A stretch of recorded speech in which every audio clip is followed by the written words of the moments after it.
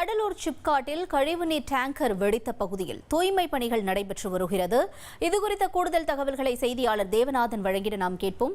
தேவநாதன், வணக்கம். தற்பொழுது இந்த தூய்மை பணிகள் நடைபெற்று வரக்கூடிய நிலையில அந்த பகுதியில் இருக்கக்கூடிய மக்கள் தரப்பிலிருந்து என்ன சொல்லப்படுது, என்ன நிலவரம்?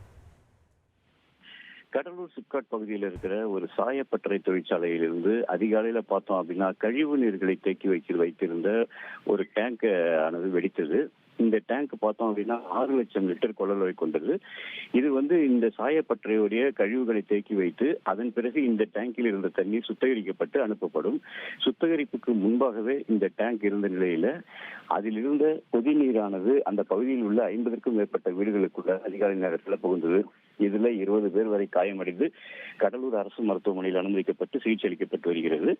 இந்த டேங்கர் வெடித்ததால அந்த பகுதியில் 50க்கும் மேற்பட்ட வீடுகள் பாதிப்படைந்த நிலையில அப்பகுதி மக்கள் சாலை மறியல் உள்ளிட்ட போராட்டங்கள் ஏற்பட்டாங்க.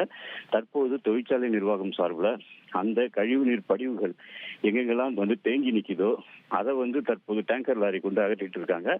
அதே வேளையில பல்வேறு இடங்கள்ல அந்த மணல்களில் தேங்கி இருந்த அந்த கழிவுகளை அகற்றும் பணியும், அதனைத் தொடர்ந்து அதன் மேல ப்ளீச்சிங் பவுடர் போடுற பணி நடந்துட்டு இருக்கு. அதே போல பாதிப்புகள் குறித்து தொழிற்சாலை தரப்புலையும் வருவாய்த்துறையினர் தரப்புலையும் தற்போது கணக்கெடுக்கும் பணியாக நடந்துகிட்டு இருக்குது. மாவட்ட காவல்துறை கண்காணிப்பாளர் ஜெயக்குமார் தலைமையில் அப்பகுதியில போலீசார் தற்போது ஆய்வு மேற்கொண்டாங்க. ஆய்வுக்கு பிறகு இந்த பகுதியில தொடர்ந்து நிலவி வரும் ஒரு பதட்டத்தை தணிக்கும் விதமாக தற்போது கூடுதல் பாதுகாப்பும் போடப்பட்டுள்ளது. தகவல்களுக்கு நன்றி தேவநாதன்.